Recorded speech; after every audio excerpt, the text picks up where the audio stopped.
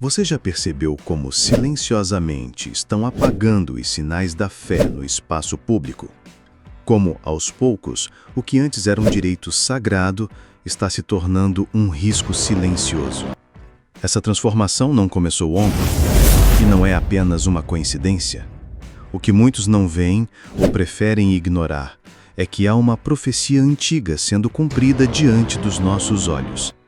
Estamos vivendo um tempo em que expressar a fé virou motivo de censura. E o mais alarmante, isso não está acontecendo só em países distantes, está aqui, agora, ao nosso redor. Leis, ideologias e estruturas que parecem inofensivas estão, na verdade, minando os alicerces espirituais da sociedade. Mas o que isso tem a ver com o fim dos tempos? E qual é a verdadeira profecia por trás de tudo isso? Neste vídeo, você vai descobrir os bastidores dessa guerra silenciosa. Revelações que vão além das manchetes e tocam o âmago da fé cristã. Prepare-se para ver conexões que foram escondidas de você. Se você é cristão, este é um alerta que não pode ser ignorado. O tempo de ficar calado acabou. O que você vai ouvir aqui pode mudar sua percepção para sempre. A liberdade religiosa sempre foi vista como um dos pilares fundamentais das sociedades livres. O direito de crer, de pregar, de viver a fé publicamente era algo inquestionável. Mas hoje, essa base está rachando silenciosamente, mas com força. O que antes era um direito garantido, agora é regulado, limitado e, muitas vezes, silenciado. O que está por trás desse fenômeno global? Seria apenas um reflexo do avanço cultural e político? Ou existe uma engrenagem espiritual mais profunda operando por trás das cortinas? A Bíblia não apenas previu tempos difíceis para os que servem a Deus, como alertou que chegaria o dia em que os verdadeiros adoradores seriam perseguidos por causa de sua fé. Em João 16:2, Jesus disse: "Expulsar-vos-ão das sinagogas, e vem mesmo a hora em que qualquer que vos matar cuidará fazer um serviço a Deus." Este cenário está mais atual do que nunca. A perseguição não virá apenas com armas e prisões. Ela virá com leis, com censura, com a manipulação da moral pública. Vivemos numa época em que questionar certas ideologias é visto como discurso de ódio, em que proclamar verdades bíblicas pode ser considerado crime. Igrejas estão sendo fechadas em nome do progresso. Pastores estão sendo censurados em redes sociais por pregarem passagens das Escrituras. Jovens cristãos estão sendo silenciados nas universidades. E o mais assustador, muitos dentro da própria igreja estão aceitando isso como algo normal. Neste vídeo, você vai entender por que esse movimento não é apenas político ou cultural. Ele é espiritual. Vamos mergulhar em profecias do livro de Apocalipse, Daniel e nos alertas de Paulo sobre os últimos dias. Veremos como eventos atuais, decisões governamentais e transformações sociais estão alinhadas com os sinais proféticos da perseguição iminente aos verdadeiros seguidores de Cristo. Esse vídeo não é apenas um conteúdo informativo, é um chamado. Um alerta para que você abra os olhos, fortaleça sua fé e compreenda o tempo que estamos vivendo. Pois enquanto muitos dormem, as profecias estão se cumprindo, e o tempo para se posicionar está se esgotando. Vivemos um tempo em que a liberdade de crer ainda existe, mas está cada vez mais vigiada. A intolerância contra a fé cristã não vem mais em forma de espadas ou fogueiras, como nos tempos antigos. Ela vem disfarçada de progresso, de inclusão, de modernidade. E, ironicamente, usa o discurso da tolerância para calar aqueles que ousam defender valores eternos. É um silêncio imposto, não por imposição direta, mas por vergonha, ridicularização e exclusão. Essa intolerância silenciosa começa com pequenas ações. Um professor cristão que perde o emprego por não se curvar a uma agenda ideológica. Um pregador que tem seu vídeo retirado do ar por ler uma passagem bíblica considerada ofensiva. Uma igreja que perde o alvará por se recusar a adaptar sua doutrina. Tudo isso parece isolado, mas juntos, esses sinais formam um padrão. A fé cristã está sendo empurrada para as margens da sociedade. Essa é a fase mais perigosa da perseguição, quando ela não parece perseguição. Quando ela se veste de democracia, mas impõe censura.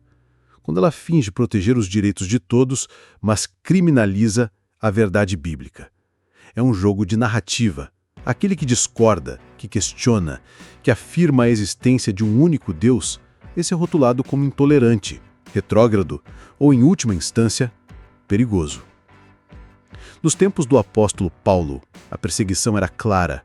Ele foi preso, espancado, acusado e julgado por falar a verdade. Mas hoje, os cristãos são perseguidos na arena invisível da cultura. Cancelamento, exclusão social, perda de oportunidades profissionais, bloqueios em plataformas digitais. Essa é a nova face da prisão. Não há grades, mas há limites impostos. Não há açoites, mas há feridas emocionais deixadas pela rejeição social.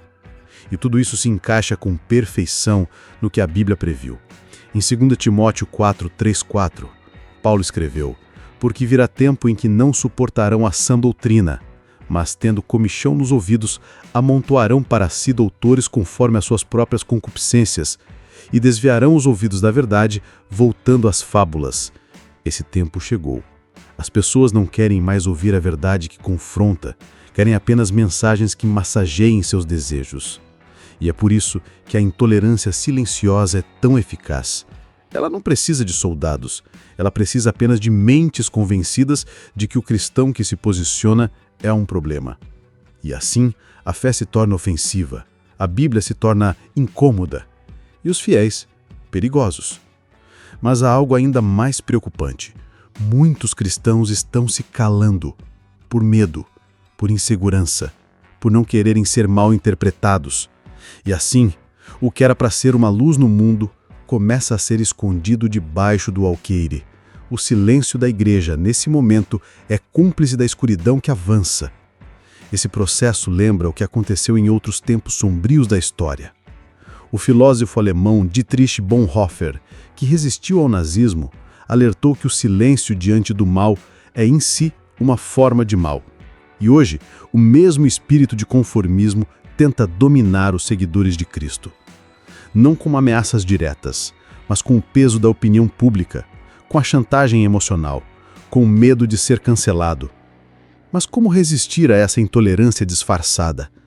O primeiro passo é enxergá-la, reconhecer que ela existe, que está crescendo e que já está afetando o modo como os cristãos se expressam, trabalham, educam seus filhos e vivem a sua fé. O segundo passo é voltar à palavra.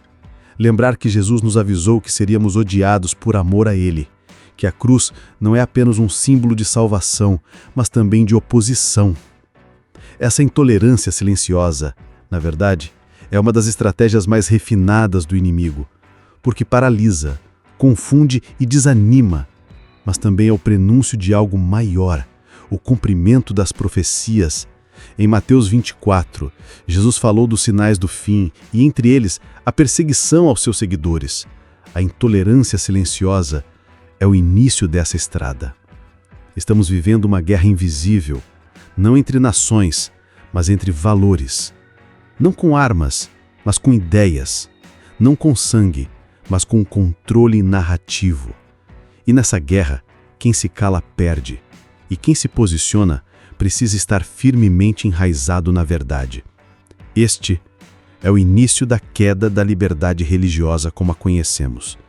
E quem não estiver atento vai achar que isso é apenas uma fase, mas algo muito maior e muito mais sombrio. Quando falamos sobre o anticristo, muitos ainda esperam uma figura carismática que surgirá com poder global, impondo sua autoridade sobre todos. Mas o apóstolo João já nos alertava em sua carta: o espírito do anticristo, do qual já ouvistes que há de vir, agora já está no mundo. 1 João 4:3. Isso significa que antes da manifestação física e final do anticristo, o seu sistema já estaria em ação. E a principal arma desse sistema não é uma guerra externa, mas a guerra da mente. É o domínio sobre as narrativas. Hoje, quem controla a informação, controla as massas. Redes sociais, grandes veículos de mídia, influenciadores, algoritmos, todos eles têm o poder de silenciar vozes, destacar pensamentos, distorcer valores. Não por acaso, os conteúdos com valores cristãos, principalmente os mais firmes, são rotulados como radicais, perigosos, ultrapassados. Por outro lado, ideologias contrárias à fé são promovidas como modernas, libertadoras e progressistas. Essa inversão de valores é intencional. Ela é parte de um plano antigo que remonta à Torre de Babel, unificar o pensamento da humanidade sobre uma falsa ideia de progresso e unidade. O objetivo? Eliminar tudo que confronte a verdade absoluta de Deus. E o cristianismo bíblico é, sem dúvida, o maior obstáculo para esse plano. O espírito do anticristo não se contenta apenas em silenciar a verdade, ele cria a própria versão dela. Ele constrói uma realidade alternativa onde o certo é errado e o errado é celebrado, onde a santidade é vista como opressão e o pecado como liberdade. E para que esse sistema funcione, é preciso que as pessoas acreditem que estão sendo livres enquanto, na verdade, estão sendo moldadas. Em Apocalipse 13, lemos sobre uma besta que controla o mundo por meio de influência política, econômica e religiosa. Essa besta tem uma imagem que todos são obrigados a adorar, e aqueles que não se curvam a esse sistema são perseguidos. Muitos teólogos acreditam que esse sistema da besta não surgirá da noite para o dia, ele será construído aos poucos e nós já estamos vivendo os tijolos dessa construção. Quando as plataformas digitais determinam o que pode ou não ser dito, e os governos criam leis que redefinem a moral, estamos vendo o nascimento desse controle. O perigo não está apenas no que é proibido dizer, mas no que somos forçados a aceitar. A imposição de valores contrários à fé cristã muitas vezes vem embalada em discursos de respeito, diversidade e amor. Mas por trás dessas palavras está a tentativa de apagar a verdade do Evangelho. E é exatamente isso que o sistema do anticristo deseja, não apenas silenciar o cristianismo, mas substituí-lo, criar uma nova religião global, sem cruz, sem pecado, sem arrependimento. Uma fé sem verdade, baseada em sentimentos e conveniências, uma espiritualidade esvaziada, moldada para agradar a todos, menos a Deus. A maior arma dessa agenda é a sedução. Como descrito em Daniel 8:25, o anticristo, pelo seu entendimento, fará prosperar o engano, e no seu coração se engrandecerá, e destruirá muitos que vivem despreocupadamente. O controle das narrativas não chega com brutalidade, mas com persuasão. Ele convence antes de dominar, e quando todos estão convencidos, a dominação já está concluída. E o que isso tem a ver com a liberdade religiosa? Tudo! Pois quanto mais esse sistema avança, mais restrito se torna o espaço para a verdade. O cristão que ousa pregar contra o pecado será taxado como fanático. O pastor que alerta contra ideologias será acusado de intolerância. A igreja que permanece firme será chamada de extremista. Isso já está acontecendo e vai se intensificar. Muitos cristãos ainda não perceberam que estão vivendo dentro de uma batalha invisível. Continuam usando as redes sociais como se estivessem em tempos normais. Continuam confiando nas notícias como se fossem neutras. Mas nós não estamos mais em tempos normais. Estamos vivendo a fase do engano, e se não houver discernimento, até os eleitos poderão ser enganados. Por isso é urgente despertar. É hora de abrir os olhos e compreender que tudo que está sendo moldado hoje está preparando o terreno para a maior perseguição à fé cristã da história.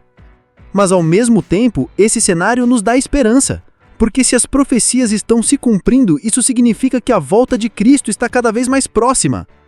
O sistema do anticristo quer controlar a mente antes de controlar o corpo, e muitos já estão aprisionados sem perceber. Mas aqueles que conhecem a palavra, que vivem pela fé, que estão firmes em Cristo, não serão vencidos por esse sistema, pois maior é o que está em nós do que o que está no mundo. Uma das estratégias mais sutis e eficazes do sistema do anticristo é a transformação da cultura em lei. Quando aquilo que antes era apenas aceito socialmente se torna exigido legalmente, o jogo muda. E a igreja, se não estiver atenta, será vencida pelo silêncio. O avanço das legislações que restringem a expressão da fé não acontece de maneira abrupta. A mudança vem como uma maré calma, mas constante. E quando percebemos, o terreno já foi tomado. Em nome da liberdade, algumas leis são criadas, mas, ironicamente, essas mesmas leis são usadas para tirar a liberdade daqueles que se posicionam contra os valores do mundo. Pastores sendo processados por pregar contra o pecado. Escolas cristãs sendo obrigadas a ensinar ideologias que confrontam a palavra. Empresas sendo punidas por colocarem versículos bíblicos em seus materiais. Tudo isso está acontecendo e vai aumentar. Mas talvez o ponto mais crítico seja o enfraquecimento da igreja visível. Enquanto o sistema do anticristo se fortalece, muitos púlpitos se calam, muitos líderes se curvam, muitos cristãos preferem adaptar o evangelho do que perder seguidores ou enfrentar críticas. Esse não é apenas um sinal de fraqueza, é o cumprimento direto do que o apóstolo Paulo escreveu em 2 Tessalonicenses 2:3. Ninguém de maneira alguma vos engane, porque não será assim, sem que antes venha a apostasia. A apostasia é o abandono da fé genuína. E ela não começa do lado de fora, mas de dentro. Quando igrejas deixam de pregar contra o pecado, quando trocam a cruz por palcos de entretenimento, quando relativizam a verdade para não ofender, já não são mais fortalezas espirituais. Tornam-se fachadas religiosas que não oferecem resistência ao mal. A cultura contemporânea se tornou uma das maiores ferramentas de moldagem desse novo sistema. Ela dita o que pode ou não ser dito. Ela forma o pensamento das próximas gerações. E o mais preocupante, ela entra nas casas e nas igrejas disfarçada de música, filmes, séries e entretenimento inofensivo. A cultura hoje é o púlpito mais influente do mundo, e quem não a questiona acaba sendo discipulado por ela. O problema é que para muitos líderes e membros de igreja, lutar contra esse sistema é visto como causar divisão. Existe uma falsa paz sendo promovida dentro de muitas congregações. Uma paz que evita o confronto, que abafa o arrependimento, que mascara a santidade com simpatia. Mas essa paz não vem de Deus. Jesus mesmo disse, não penseis que vim trazer paz à terra. Não vim trazer paz, mas espada. Mateus 10:34. A espada da verdade corta, e é por isso que está sendo rejeitada. Em muitos lugares, a igreja perdeu sua voz profética. Ela se tornou refém de likes, views e aprovação social. E quando uma geração de cristãos se levanta com medo de ser rejeitada, uma geração inteira corre o risco de ser seduzida pelo engano. É por isso que a perseguição não precisa vir com violência. Basta que o medo do cancelamento seja maior que o temor a Deus. Mas o mais grave é o que está por vir. Leis que hoje são apenas projetos podem se tornar realidades em poucos anos. E quando se tornar ilegal dizer que Jesus é o único caminho, quando se tornar crime afirmar que certas práticas são pecados, o que restará da igreja visível? Quem ainda terá coragem de permanecer fiel à palavra? Esse é o momento de despertar. O enfraquecimento da igreja visível não é uma tragédia inevitável, é um alerta profético. Deus está permitindo que tudo isso aconteça para separar o trigo do joio, os fiéis dos simpatizantes, os comprometidos dos conformados. A perseguição revelará quem realmente está disposto a carregar a cruz. Por isso, não basta apenas resistir externamente, é preciso fortalecer o interior da igreja, voltar à doutrina, resgatar a oração, pregar arrependimento, discipular com profundidade, ensinar com autoridade. A igreja precisa deixar de ser um lugar de conforto e voltar a ser um campo de batalha espiritual. Porque a guerra já começou, e quem não se preparar agora será tragado quando ela se intensificar. O sistema já não está mais batendo a porta, ele entrou, e muitos estão oferecendo o púlpito para ele pregar. Mas Deus sempre terá um remanescente. Aqueles que não se dobram, aqueles que preferem perder tudo do mundo para não perder a presença de Deus. E é com esse povo que ele cumprirá suas promessas. Este capítulo é o alerta. O enfraquecimento da igreja visível é o termômetro do fim da liberdade espiritual. E quando não houver mais liberdade para crer, pregar e viver a fé, o cenário profético estará completo. Durante séculos, a perseguição cristã foi marcada por prisões, fogueiras, coliseus e exílios. Homens e mulheres morreram por se recusarem a negar sua fé em Jesus Cristo. Mas hoje, no século XXI, uma nova forma de perseguição se levanta. E ela é mais sorrateira, mais sofisticada e talvez mais eficaz. Estamos vivendo a era da perseguição legalizada. Uma perseguição que não precisa de correntes, pois usa leis. Que não necessita de calabouços, pois cria censuras. Que não exige chicotes, pois aplica multas, retira cargos, cancela vozes. O cristão atual pode até não ser apedrejado, mas é ridicularizado publicamente. Pode não ser queimado, mas é boicotado, silenciado, expulso de espaços. Pode não ser morto fisicamente, mas tem sua reputação assassinada diante de milhões em poucos minutos. A perseguição mudou de forma, mas não de essência. O espírito por trás dela continua o mesmo: calar a verdade do Evangelho e destruir tudo que representa a santidade de Deus. Em muitos países, inclusive democracias modernas, está se tornando perigoso demais expressar uma fé cristã bíblica em público. Leis chamadas de discurso de ódio estão sendo usadas para atacar quem prega contra o pecado. Termos como intolerância, fundamentalismo e fanatismo se tornaram rótulos prontos para qualquer um que ousa afirmar que a Bíblia é a verdade absoluta. Imagine o seguinte cenário que não é mais ficção, mas já realidade em alguns contextos. Um pastor prega em sua igreja sobre a santidade do casamento segundo a Bíblia. Alguém grava, denuncia, o conteúdo é removido das redes, o pastor é convocado por órgãos públicos, a igreja é investigada.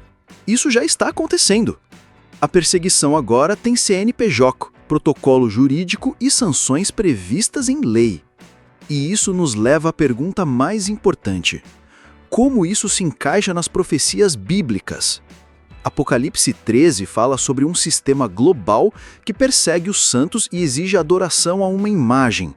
Essa adoração não será necessariamente a uma estátua literal, mas sim a tudo que representa os valores deste sistema anticristão: relativismo, hedonismo, idolatria ao homem, culto ao prazer, rejeição à verdade. Negar esse Deus moderno é ser considerado inimigo da sociedade. E esse é o novo martírio. Muitos pensam que perseguição só é real quando envolve sangue, mas a Bíblia deixa claro que o sofrimento por amor à justiça, mesmo que emocional ou social, também é honra diante de Deus. Jesus disse: "Bem-aventurados sois vós quando vos injuriarem e perseguirem e mentindo disserem todo mal contra vós por minha causa." Mateus 5:11. A perseguição legalizada é hoje uma forma moderna de crucificação. E como a igreja deve responder a isso? Primeiro, com discernimento. É necessário enxergar além das aparências. Nem toda lei que parece justa é justa diante de Deus. Nem toda norma que parece promover paz está de fato em harmonia com os princípios do reino. O cristão precisa orar e vigiar como nunca antes. Discernir os tempos. Estar atento aos movimentos políticos, culturais e legislativos. Segundo, com firmeza. A palavra de Deus não muda, não se adapta, não se submete às pressões deste mundo. O que é pecado continuará sendo pecado mesmo que seja legalizado. O que é verdade continuará sendo verdade, mesmo que seja censurado. A igreja não pode abrir mão da verdade para evitar sofrimento, porque o sofrimento por Cristo é glória, é honra, é prova de fidelidade. Terceiro, com preparo. A perseguição legalizada vai piorar, e só resistirão aqueles que estiverem espiritualmente fortalecidos. Isso significa voltar à oração, ao jejum, à comunhão, ao estudo profundo das Escrituras. Significa preparar a nova geração para enfrentar oposição sem se curvar. Significa levantar uma igreja resiliente, corajosa, inabalável. Por fim, com esperança. A perseguição não é o fim da história, é o prelúdio da glória. Os apóstolos foram perseguidos, Jesus foi crucificado, os mártires foram mortos, mas todos eles foram coroados por aquele que venceu a morte. A igreja que hoje sofre, amanhã reinará. O mesmo Cristo que foi rejeitado voltará como Rei dos Reis, e cada lágrima derramada por amor à fé será recompensada com glória eterna. Esta é a nova era do martírio. E o sangue que escorre não é mais vermelho, é invisível, digital, emocional, reputacional. Mas Deus vê, Deus registra, Deus fortalece e Deus virá. Há um momento em toda grande tempestade onde o vento se intensifica, o mar se agita com mais força e tudo parece prestes a ruir. É nesse ponto crítico que se distingue quem está apenas abrigado e quem está realmente ancorado. O cenário espiritual em que vivemos hoje não é mais de transição, é de confronto. O mundo não está mais caminhando sutilmente para a perseguição. Ele está correndo em sua direção. E apenas aqueles que estiverem firmemente enraizados na rocha que é Cristo conseguirão permanecer de pé. Essa é a última onda, a mais alta, a mais intensa, a que exige fé inabalável. Mas como se manter firme quando tudo à nossa volta grita para ceder? Quando a cultura diz que você está ultrapassado, quando a lei diz que você está errado, quando até mesmo outros cristãos dizem que você precisa evoluir. A resposta está na palavra e na comunhão com o Espírito. Em Efésios 6, Paulo descreve a armadura de Deus. Não é por acaso que ele usa linguagem militar. Estamos em guerra, e não contra carne ou sangue, mas contra principados e potestades, contra os dominadores deste mundo tenebroso. O primeiro passo para permanecer firme é reconhecer que o que enfrentamos é espiritual. A censura, o cancelamento, as leis, tudo isso são ferramentas. A raiz é espiritual. E só se vence o espiritual com armas espirituais. A oração é uma dessas armas, mas não a oração superficial, vazia, feita por costume. Falamos de oração fervorosa, quebrantada, intensa. Oração que clama, que geme, que intercede com lágrimas. É nos joelhos que vencemos as batalhas que não conseguimos vencer em público. Um crente que ora é um soldado ativo. Um crente que ora move céus e resiste infernos. Outra arma é a palavra. O tempo em que viveremos exigirá um conhecimento profundo da Escritura. Versículos decorados não serão suficientes. Será preciso entender, aplicar, ensinar, viver. Muitos serão enganados simplesmente por não conhecerem a verdade. E o próprio Jesus alertou que nos últimos dias até os escolhidos seriam enganados, se possível fosse. O antídoto contra o engano é a verdade, e a verdade está na Bíblia.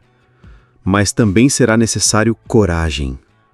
Coragem para perder, coragem para ser criticado, coragem para ser rejeitado, coragem para enfrentar batalhas não só por si, mas pelos filhos, pelos netos, pela geração que virá. O que está em jogo não é apenas nossa fé, mas o legado da fé.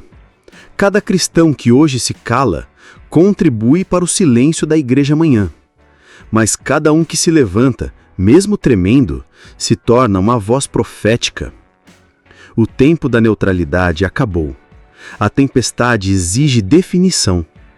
Quem está em Cristo não pode viver como se fosse do mundo. Quem ama a verdade não pode negociar com a mentira.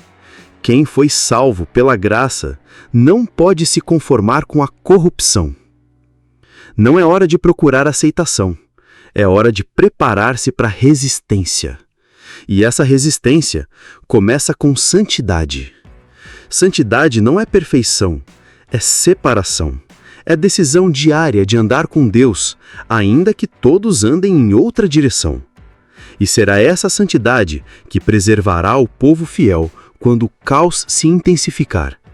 Assim como Noé foi preservado em meio à destruição, assim como Daniel foi guardado no meio dos leões, assim como os 3 jovens foram livres na fornalha, Deus sempre tem um livramento para aqueles que se mantêm puros diante dele. A tempestade não é o fim, é o teste final, e cada um de nós foi chamado para passar por ela com fé, esperança e obediência. Não seremos poupados do vento, mas seremos sustentados pela mão invisível de Deus. E quando tudo passar, seremos achados fiéis, porque a fidelidade hoje é o passaporte para a eternidade amanhã. Esse capítulo é um chamado, um despertar, um sopro de coragem para quem está quase desistindo. O fim da liberdade religiosa é, sim, uma realidade cada vez mais próxima. Mas isso não deve nos paralisar, deve nos preparar, porque o fim da liberdade terrena é o começo da verdadeira liberdade em Cristo, e essa ninguém pode tirar. Talvez depois de tudo que você ouviu aqui, seu coração esteja inquieto. Talvez você esteja se perguntando: o que vai acontecer comigo, com minha família, com a minha fé? E essa pergunta não é em vão. O mundo está mudando. A liberdade está sendo restringida.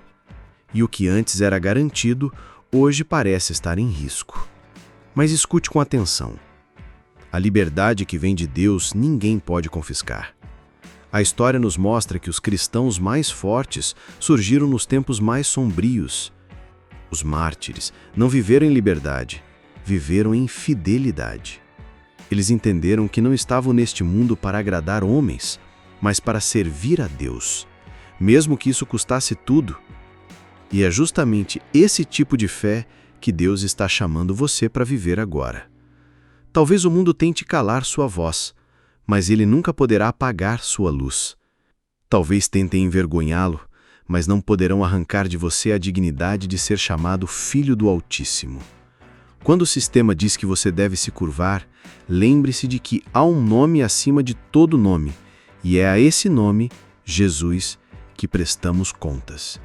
Ele é o Rei que voltará. E ele prometeu: no mundo tereis aflições, mas tende bom ânimo. Eu venci o mundo. João 16:33. O que está se cumprindo hoje diante dos nossos olhos não é o fim da igreja, é o cumprimento do plano. Tudo isso já estava profetizado, e se está se cumprindo, isso quer dizer que a volta de Cristo está mais próxima do que nunca. E quem permanecer até o fim, este será salvo. Você não foi chamado para o medo, mas para a firmeza. Não foi escolhido para o silêncio, mas para a proclamação. E se você chegou até aqui neste vídeo, é porque o Espírito Santo está despertando em você algo maior. Uma fé que resiste à escuridão, que não negocia, que não se vende, que não se dobra.